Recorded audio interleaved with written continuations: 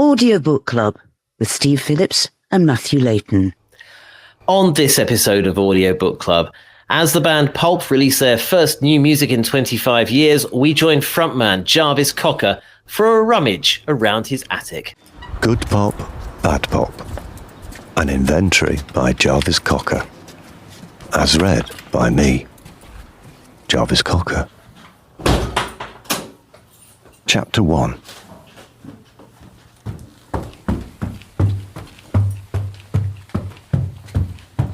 There was a house I lived in for a while. I stored a lot of stuff in the loft of this house.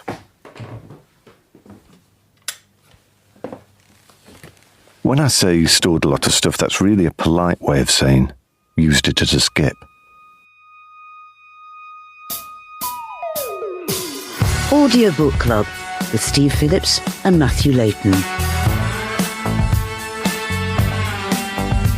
Hello and welcome to Audiobook Club, the podcast about audiobooks that is most definitely sorted out for ease and whiz. Thank you very much. And of course, what other line could we have had in the script there? Matthew Layton, welcome to the podcast. I did both things there, Steve. I did both copy and paste. You did.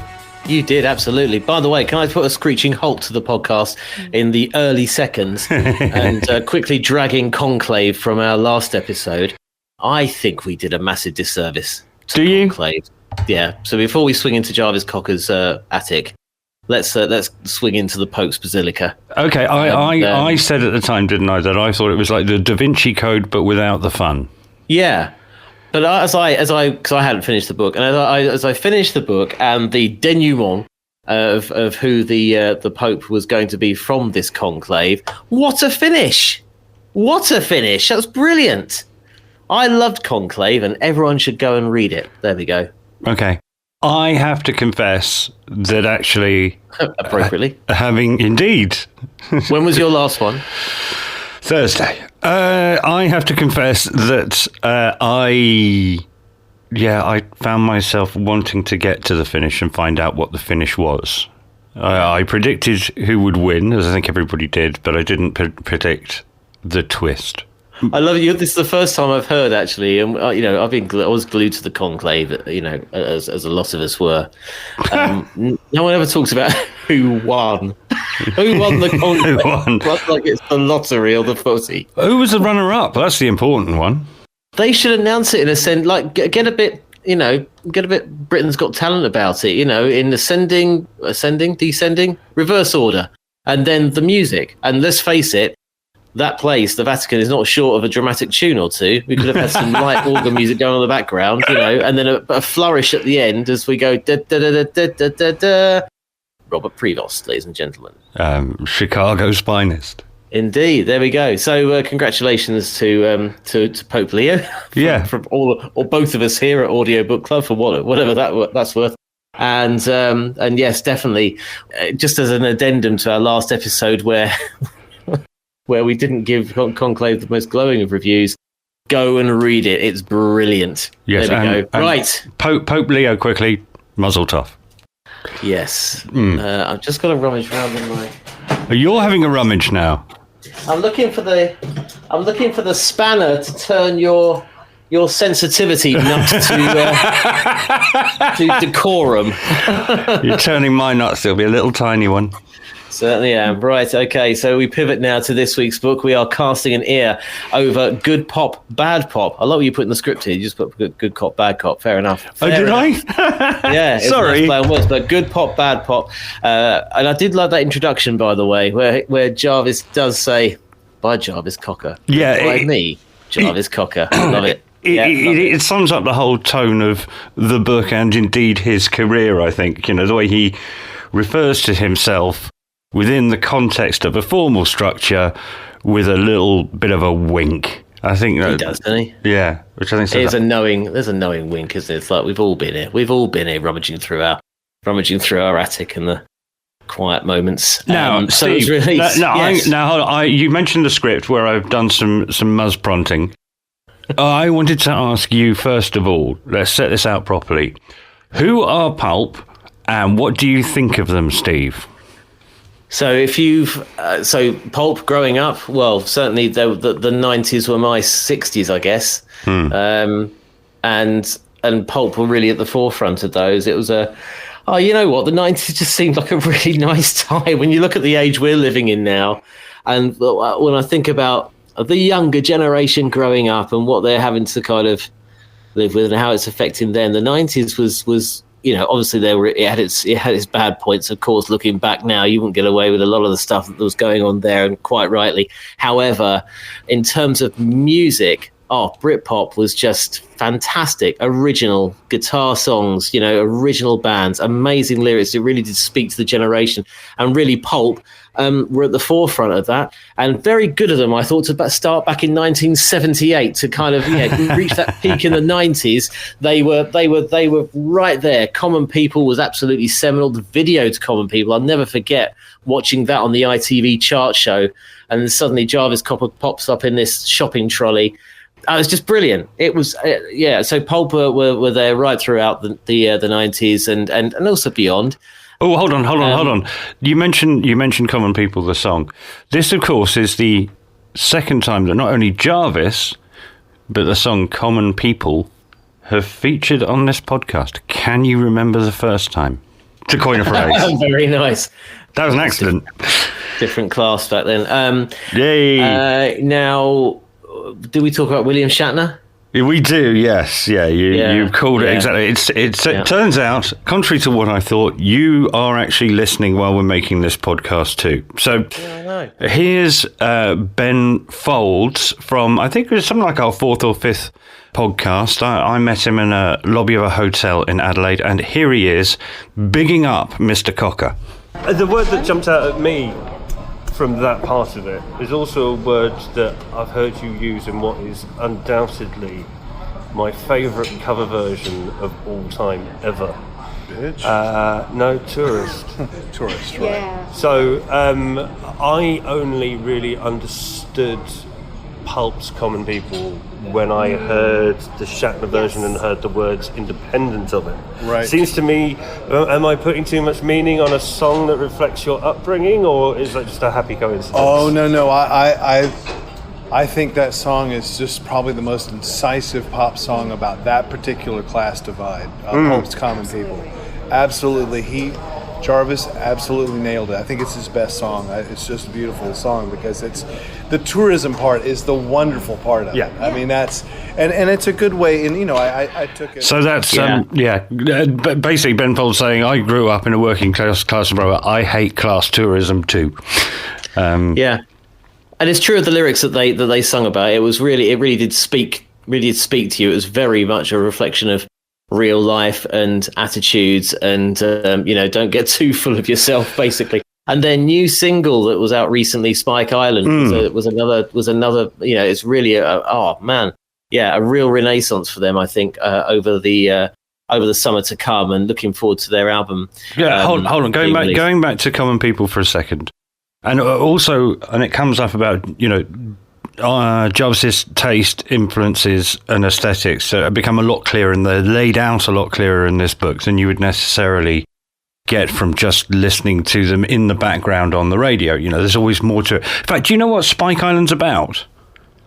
Yes, it's about a Stone Roses gig on Spike Island. Right. Okay. So you see, I knew it was something cooler than I am, but I didn't know what it was. There's a bit. He didn't go.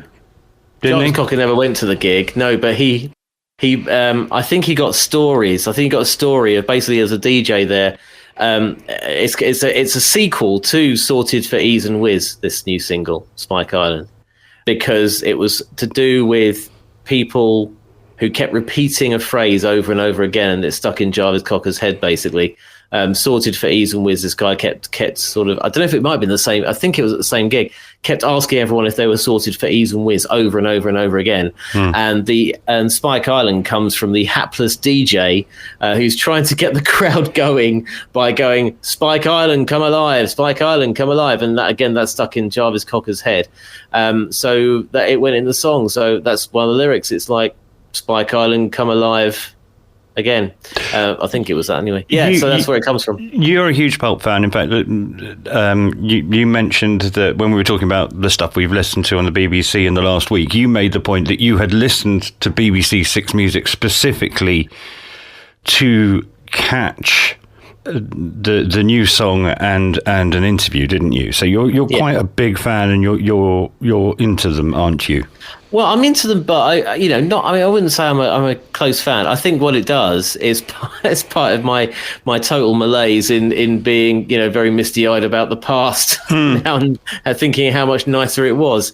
So, if it had been Blur making a comeback and they launched a smash single, I might be all about that, or Suede, or I don't know, Sleeper, or something. I just realised, I've met Louise from Sleeper twice.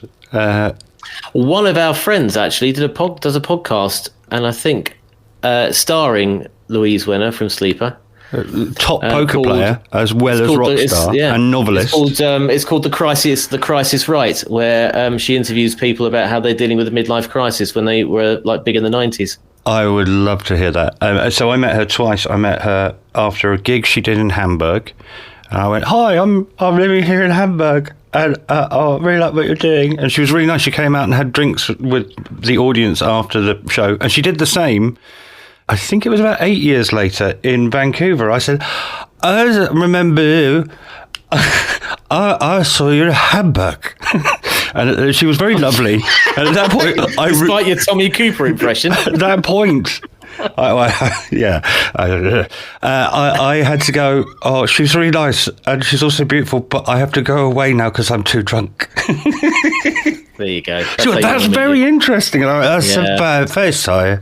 Do you know what? Actually, it's interesting you say that, because I can't meet my heroes. I can't meet anyone famous without coming across, as you've probably heard on this podcast, I just come across as all sycophantic and thank you for being in the same orbit as us and deigning to, grace us with your presence. I don't know why, because I've worked in lots of orbits and things, but I have to sort of work with them for 10 years before we speak. I'll tell you why that is, Steve. It's because you're a lovely human being.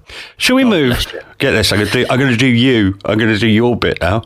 Shall we move from orbit to Wrigley's Extra?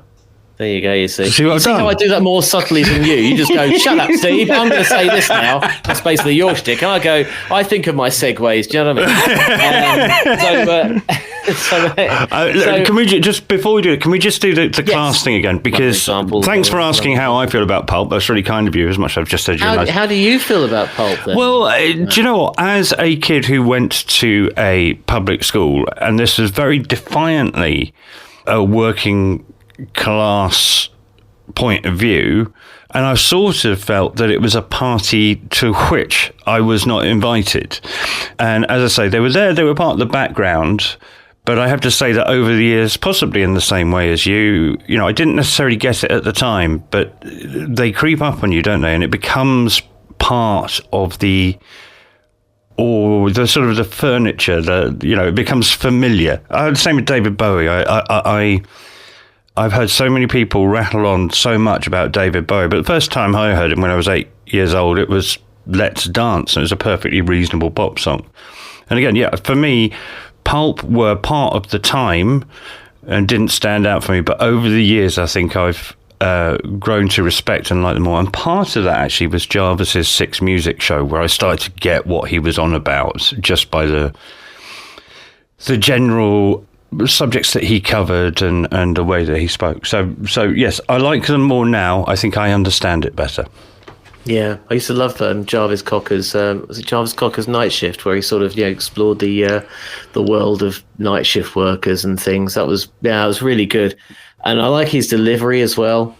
I mean, this book was certainly something you could literally go. It's literally a book at bedtime, because you could quite happily go to sleep listening to it. It was really had that sort of feel about it, where you just be sent off to a really nice sort of cozy place, and then you can just kind of drift off. Anyway, don't drift off just yet, because we've got to do our 3-step process. There it is. Where we talk about the author, we talk about the text of the book, and then we discuss the performance or indeed narration of the audiobook, and does the audio version bring anything vastly superior to just buying it off a shelf and reading the thing. So Matthew, the author himself, like we've just been speaking about him for the last 20 minutes anyway. Yeah, Jarvis Branson Cocker was born on the 19th of September 1963.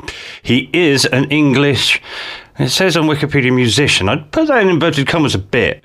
As the founder, frontman, lyricist, and only consistent member of the band Pulp, he became a reluctant figurehead of the Britpop genre in the mid-1990s. Funnily enough, I've just remembered, do you remember when he did a stage invasion at the Brit Awards with Michael Jackson? Do you remember that?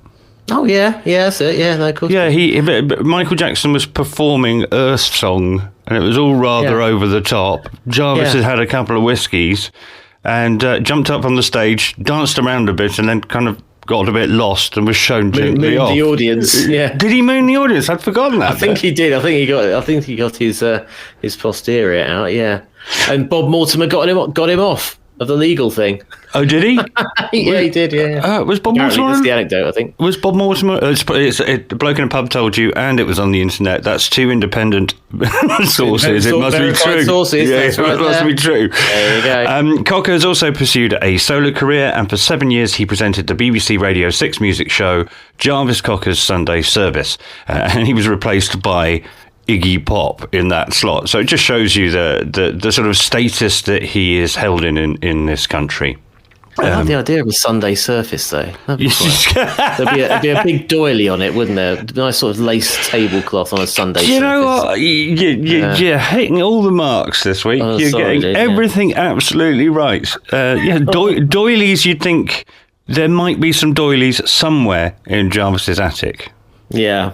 Oh, there's got to be, isn't there? Yeah, exactly. It wasn't covered in the book. That's for book 2, clearly. Well, why don't you, again, the only reason people tune into this nonsense is the wonderful way in which you read the blurb off of the back of books. Please, Maestro, take it away. As we know, that's an utter lie. What if the things we kept hidden say more about us than those we put on display? We all have a random collection of the things that made us: photos, tickets, clothes, souvenirs, stuffed in a box, packed in a suitcase, crammed into a drawer. When Jarvis Cocker starts clearing out his loft, he finds a jumble of objects that catalogue his story and ask him some awkward questions. Who do you think you are? Or who do you think you are? Are clothes important? And why are there so many pairs of broken glasses up here? From a Gold Star polycotton shirt to a pack of Wrigley's Extra, from his teenage attempts to write songs to the sexy laughs, fantastic dirty joke book, this is the hard evidence of Jarvis's unique life: pulp, 20th century pop culture, the good times and the mistakes he'd rather forget. And this accumulated debris of a lifetime reveals his creative process: writing of musicianship, performance and ambition, style and stagecraft. This is not a life story, it's a lost story. It is definitely a story. Recorded on location with the author and featuring archival material, Good Pop, Bad Pop is an intimate and immersive listening experience with an icon of British culture. And by the way, his dancing. Now, I've made a reference to this because I saw him on Jonathan Ross doing his new single, Pulp. And the dancing he was doing, he clearly was thinking long term, because, you know, as you get older, you see aging rock stars not being able to move about as once they could and jump about the stage. And so Jarvis Cocker, I'm pretty certain seeing a live gig with him back in the day, was doing these strange arm movements. He'd just stand there and just do these wiggly arm movements, thinking, actually, you know what, I'll be able to do the same again when I'm 60. Yeah, you know, and there's another thing about that, which is, you know, the thing at the time that made him different from the other, his contemporaries, the Blurs and Oasis, is who you've mentioned, is, you know, he was known originally as somebody quite weird who once came on stage in a wheelchair. So, you know, doing really odd stuff like that. And I think, again, this book has helped me understand where that's come from and turned on several lights. As you say, or as you read, Jarvis rifles through this attic in his house in the UK, where he hasn't been for a number of years. He goes through all the stuff because he's accrued so much rubbish. And one of the things that runs through the book is he picks up individual items, tells the bit of his life that it reminds him of, And then then he plays keep or cob. Cob being the Sheffield term for to throw something. So is he going to keep it or is he throw it? You've mentioned the Wrigley's. The first couple of things are the Wrigley's Extra chewing gum that's 20 years old, from the days when it used to come in stick form rather than sort of the pellets that it's in now. Plastic collar stiffeners. More importantly, his teenage notebook, which has lots of secrets. In fact, I'm going to go early for a clip, Steve. Okay, right. There's a bit in his teenage notebook.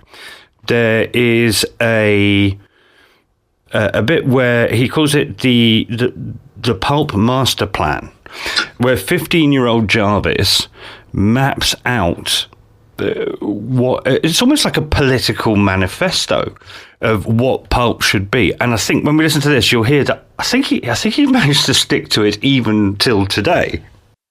The Pulp Master Plan. The group shall work its way into the public eye by producing fairly conventional, yet slightly offbeat pop songs. After gaining a well-known and commercially successful status, the group can then begin to subvert and restructure both the music business and music itself. It's the old change the system from within approach. Pop success as Trojan horse.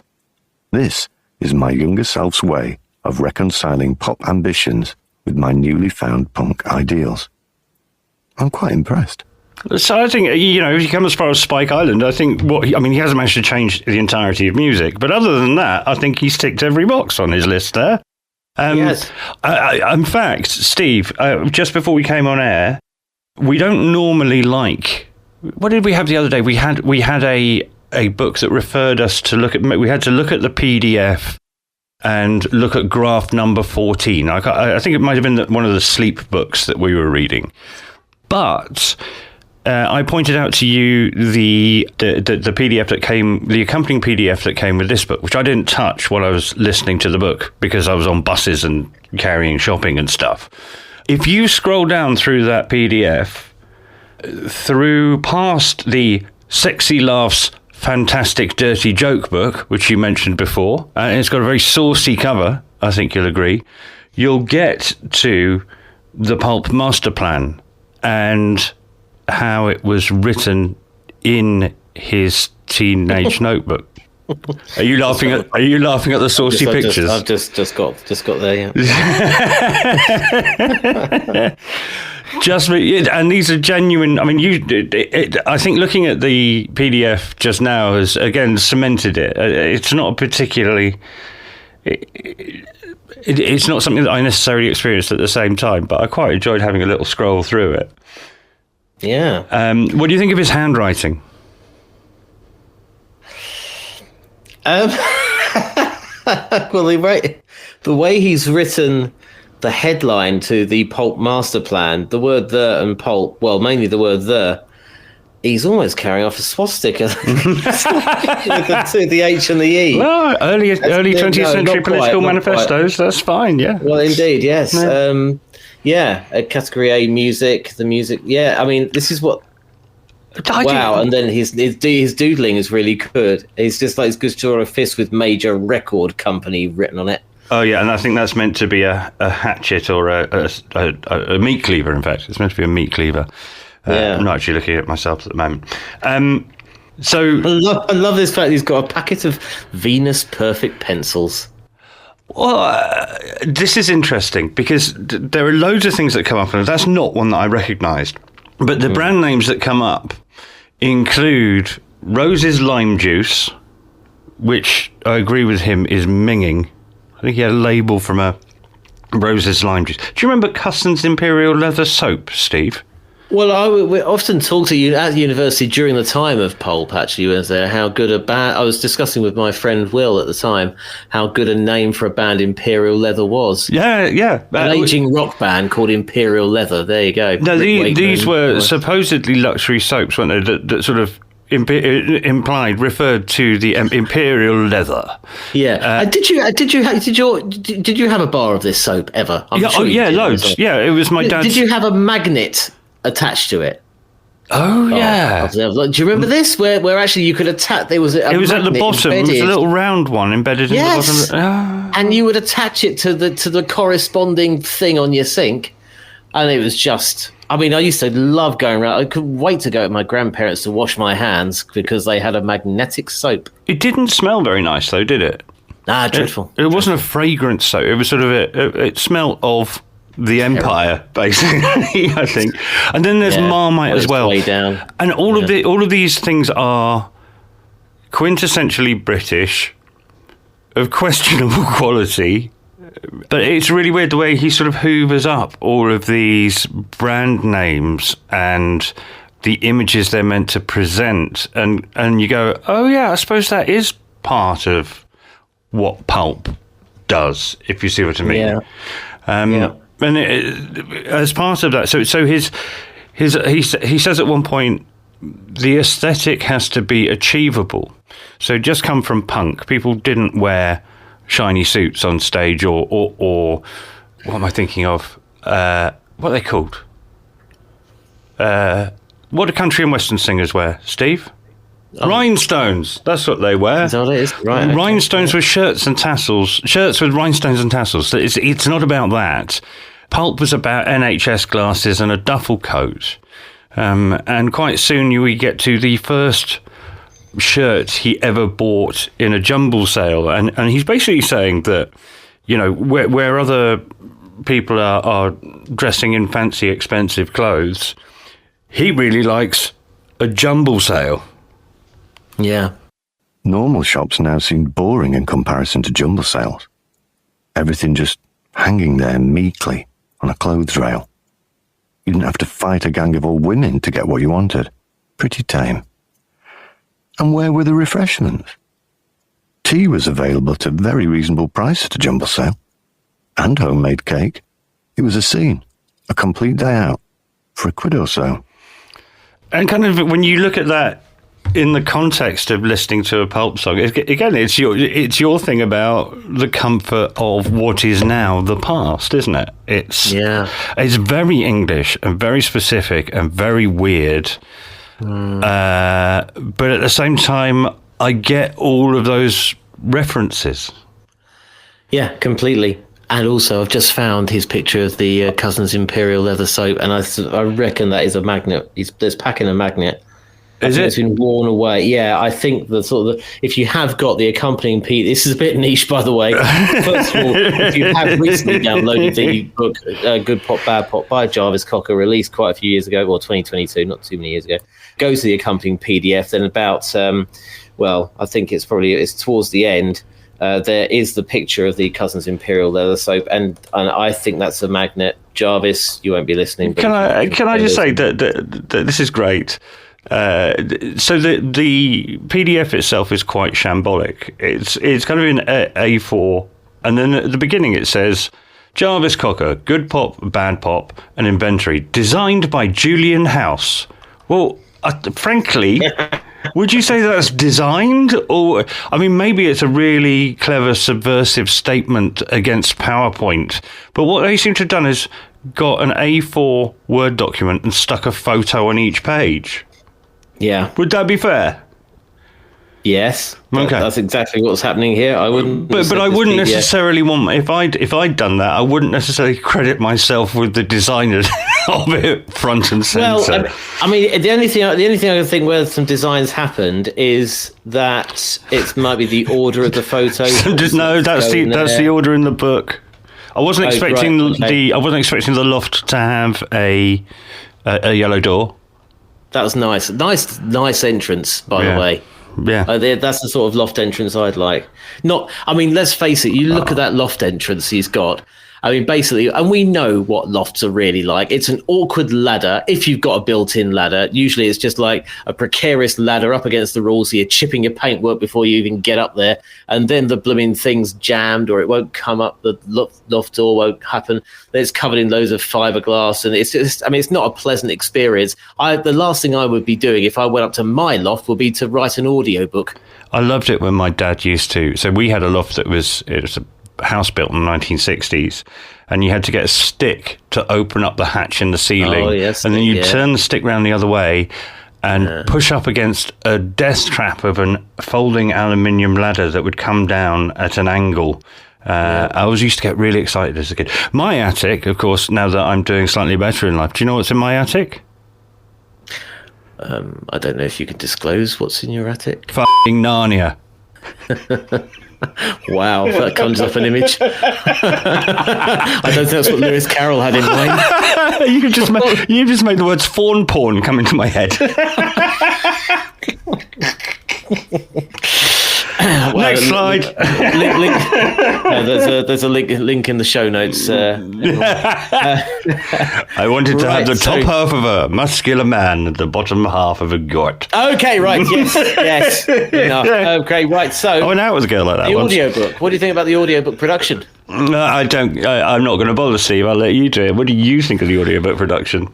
I love the opening, that you can hear the rummaging around and trying to access the loft and all the rest of it, and it was just the sounds of the objects he was picking up and examining. It was just like it was the rustle of the paper. It's not gonna win any Oscars for sound design, but at least he made some sort of effort. I completely did. I really like. Actually, I wouldn't be surprised if Jarvis Cocker actually did do this and recorded the sounds. It wouldn't surprise me, because I will finish with a flourish once we finish this this little section towards the end of the book. He does do his own stuff, and I really like that. He just sort of has a crack at things, and he did that with his last single as well. Yeah, does all his own stunts. Yeah, does all his own. I always stunts, find it difficult when people record their own footsteps, because footsteps should either get louder or quieter or go from left to right, and the problem is. With that, it's irrelevant. It's my problem. You're I should clearly get over channeling it. Dirk Maggs here already. Yeah. Can I bring the honourable gentleman? Normally, I've stuffed this up, haven't I? I'm going to play us a slightly longer clip from this book that refers to the tingle, which is the feeling you get when you hear, or the feeling Jarvis gets when he hears a piece of music that he likes, a new piece of music. And funnily enough, the one he mentioned is the song that my dad and I used to consider the worst song in the universe, which is Where Do You Go To, My Lovely by Peter Sarstedt. Oh, yes, it was. Oh, no, it wasn't. Yes, it was. Shut your face. We used to sing along to it with our own words. But this is how Jarvis describes how he felt about hearing a new piece of exciting music, and then how that transferred to his artistic endeavours. And you sip your Napoleon brandy, but you never get your lips wet. No, you don't. And how did you sip Napoleon brandy without getting your lips wet? But despite the fact that I had no real idea what all these things Peter Sarstedt was singing about were, I did understand something very important about his song. It gave me the tingle. The tingle is fundamental to my creative story. The tingle is what led to me writing my own songs. People have different ways of referring to this feeling. Some say chills. That makes me think of Grease. Other people say goosebumps. I associate that more with being scared shitless. But it all means the same thing. You're having a physical reaction to music. For me, it's a tingling sensation around the top of my shoulders and the back of my neck. I don't experience the tingle in any other art form, or rather, it may happen occasionally. With music, it happens a lot. In fact, it's what I'm searching for when I listen to a new piece of music, because it's a very pleasant feeling to have. I liked experiencing this mysterious feeling. As a child, I wanted to feel it more often. Eventually, it made me want to try and make it happen to other people. It just sums it up, really, doesn't it? It's what he's saying, the way he delivers it, the whole notion that it's achievable. And actually, in parts of the book as well, he he encourages us and say, I can do this creative process stuff. You know, you don't have to have all singing, all dancing, production equipment, you know, whatever. He just says, you're making creative decisions all the time. So am I. And he's made a 45-year career out of duffel coats and jumble sales. And he's just so gentle and low key. As I say, I think older me is enjoying this book more than younger me would have done. But yeah, I thought it was a warm. I was just listening to see what was it that got me about that clip, and part of it is he just doesn't use long words and he delivers it slowly. And I enjoyed it. I didn't quite nod off, but it was like a. I tell you what it is. It's a nice, warm, Badidas bath. Oh yes. Oh, now you're hitting. None of your Radox nonsense. Badidas bath. Badidas bath bubbles. There you go. Yeah, you really couldn't go wrong with those back in the 80s, could you? Sit back with. A plastic cup of Corona. Yeah. The soft drink, the red one or the green one, whichever's your favourite. Maybe a club. Or a flake. Flake, I think is a bit that you're getting ideas above your station there, mate. To be honest. Oh really? Yeah. I don't think. Yeah. Penguin would work. The trio. Oh. Oh yes. No. Trio. Do you remember them? Although that's three things. That's a bit greedy. 3 things in one. Yeah. Very true. I'm very true. I'm fond of strawberry yogurts and chewy sweets are fun. Yogo's two of my Paces. Pacers. We are just basically. Oh God, we're like low rent Robert Elms. This is like I'm Alan Partridge all over again, right? Do you remember childhood? Wasn't childhood great? Shall we all talk about childhood? Bod? Do you remember Bod? Bod and Pop. Yeah, Farmer Barley Mow. Oh, that was television. If I could invoke some Gary Crowley, it would be what are your memories of the great man, Bod? Yeah. Legend. Mr. Crowley, you are a legend. Good. Well, anyway, we've gone far too niche and totally inaccessible. And Steve, handbrake turn. Get us the here we go. Stuff out of here. We wrap up. Okay, so Good Pop, Bad Pop is by Jarvis Cocker, read by the same. It came out exactly almost a day, 6 days out as we record, 26th of May 2022, 6 hours and 39 minutes, so a fairly quick read, published by Jonathan Cape.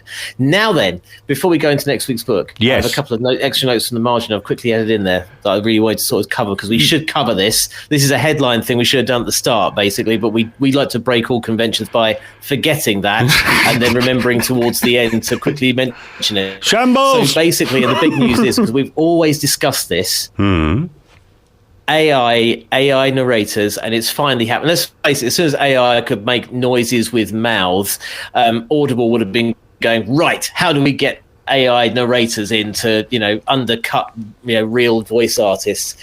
What are your views on the AI narrators plan from Audible? Yeah.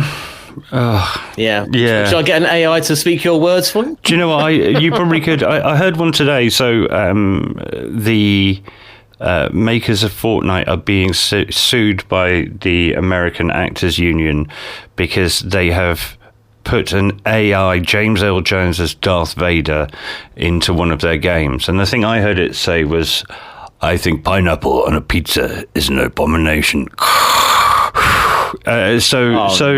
But it was quite good. It was quite convincing. We covered the Michael Parkinson stuff recently, didn't we? And it's getting good. So obviously we're very sorry to all of the poor, impoverished voice artists who will lose work, but also won't it make available to people like me who can't necessarily sit through reading a whole book, won't it make a wider number of books available to me? Also, it's not going to work for a while, I think. There you go. That's what I think. What do you think, Steve? Interestingly enough, I've been scouring the net for stories of the counterpoint, which is when are the unions going to start speaking up about this on behalf of the voice actors. who narrate audiobooks. And actually just about, I don't know, 4 or 5 days ago, the Writers Guild of Great Britain has said it's going to be has responded to this. You can see on their website actually the response that they've written there. I've literally just pulled it up because I've not actually seen the Writers Guild. But the Writers Guild, surely the writers would be vaguely in favour. I mean, recording an audiobook is an incredibly expensive process. And as we know, having spoken to authors who are forced to do it, what union rules for how do voice actors feel about actual authors reading books? They'd probably try and ban that too. For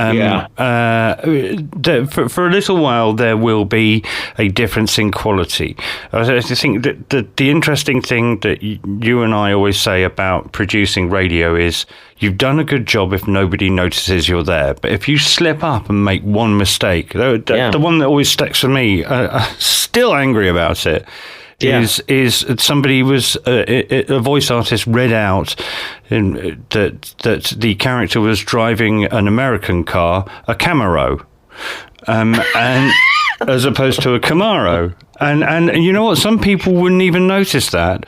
But surely AI is going to, for a little while, unless edited and checked and proofed by people who can actually do something about it and change it, it's going to make mistakes. As I said, the one that always slips people up is use of the expression "the one" in the middle of a sentence, and it can be so badly pronounced it's screeching. And sometimes I have to throw my phone across the room when somebody repeatedly offends. And I think AI is going to offend repeatedly unless you get somebody who has the technical experience, the audio production experience, and the literary experience to be able to make sure something is expressed right. And at the moment, that's going to cost more and take more time than just putting a voice artist in a studio, I think. Yeah, you've got a point there. For anyone who hasn't heard about this and hasn't seen the news, so basically Audible in the coming months are launching 2 services. So firstly is a completely Audible managed end-to-end production. So they will create your audiobook using AI narrators. Mm-hmm. One area where I think this could have a potential is if you're self-published and you can't hire an audio. You can't have your book audio narrated at all because you can't afford it if you're self-publishing, and that they're offering that as a second service. The interesting thing that's coming soon that they're doing later on in the year is rolling out AI translation. Now, AI translation is really difficult. It's incredibly difficult, and it's not. You can get something translated by AI, but you need it reviewed and reviewed and reviewed to make sure that they're using exactly the right grammar, that you're getting it can alter a book's tone if it's translated in the wrong way into another language, and all sorts of things there. So that's going to be really interesting to see. Let's lean on our own professional and personal experiences, Steve. So number one was the idea that Amazon will take your book and make it into an audiobook. What's your experience of Amazon's B2B services, Steve, and how they make things cheaper and easier to do? I haven't had any experience of that. Yes, you have. Yes, you have. Yeah, but not a good experience necessarily. Well, there's the point, isn't it? And this is more complicated than what you were doing. And the second one is, AI translation's fine. I mean, it's going to be like a second tier, isn't it? They're going to be second-class audiobooks. I'm sure everybody's going to tell me, you say that now, but once we've got the nuclear-powered AI servers, then it will get better faster than you think. It won't. Yeah. I don't think it will. I don't think it's quite there. Again, I think you've just said it, and as someone who's a linguist and studied languages, and I know that in order to check a translation, you've got to do all the things we mentioned before: checking the pitch, the tone, the cadence of individual sentences, and then you've got to have somebody who can sit there and match up and check that the translation is correct. And human beings argue about mistranslations of literary books. I think if they're going to do it, I want to pay 99p for an AI book as opposed to Yeah. £7. I think that's fair, isn't it? Well, it does sound like it. Yeah, I think you're right. It's I'll just read the response, if I may. Read a quote from the Writers Guild of Great Britain chair, Simon Garriott, and he said that AI narration and the production of audiobooks means a worse product for the listeners. Despite improvements in artificial speech, it still sounds odd and jarring, especially at any length, which means we can't lose ourselves in the story being told, pretty much as we've been talking about here. AI narration and production of audiobooks is also bad for the creative industry. A good audiobook requires a skilled reader and a production team to bring out the nuance and the meaning, creating a direct connection with the listener. That skilled work is worth paying for. And AI narration and production is bad for the people who use it to produce audiobooks. They produce a worse product, don't develop their own skills, and serve only to add to the squeeze affecting the publishing world more generally. So pretty much, I think it's Oh, good. I don't look like a total dick then. You've been backed by the WGGB there, mate. Oh, yes. I've been waiting for that.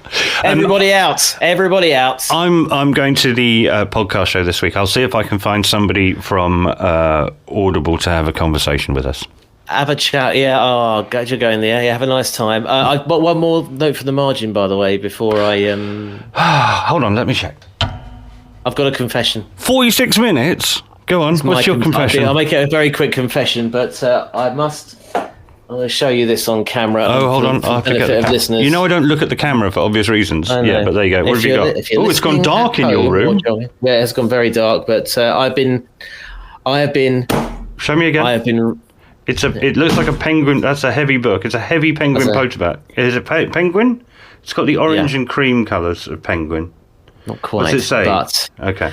So what it says? Well, basically, my confession is that I have been reading a print book. Not an audiobook. Away with you. Confession. So I went to a book launch. Bring back night. the birch. As we record, I went to a book launch. Traitorous scum. Yeah, and it's playing into the nostalgia feel in a really niche way, by the way. But this is a book which is all about, and a very, very detailed account of the making of TV's first sci-fi classic, The Quatermass Experiment, by Toby Hadoke. And I went to the launch last night, and heard him speak about it's taken him 36 years to write. On and off, but it's really worth watching. It's absolutely stunning how they pulled this off in 1953 to have a spaceship crash into someone's house and then a big alien, all done in Alexandra Palace in 2 rooms, and it was done live. It was broadcast live. It's so really worth reading that if you want to get a print. Higgins, can you bring me my sanitizer? I feel dirty.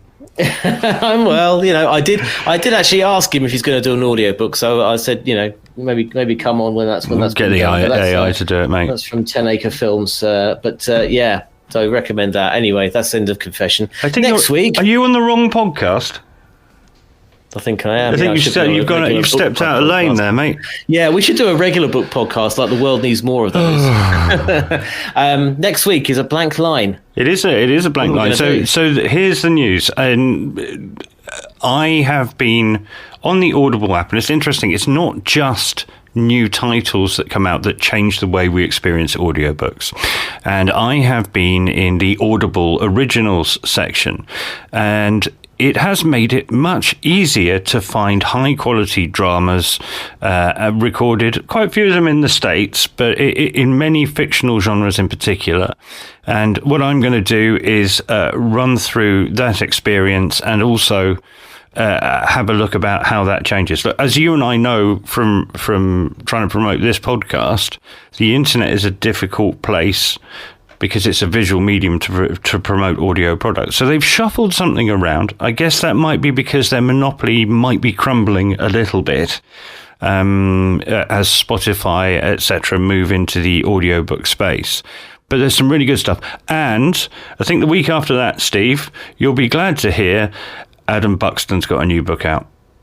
Oh, lovely. Yeah, I'll have a go on that. So I think, why don't you spend 2 weeks on that, and I'll burble on next week about Audible dramas, and we'll play lots of clips of things happening.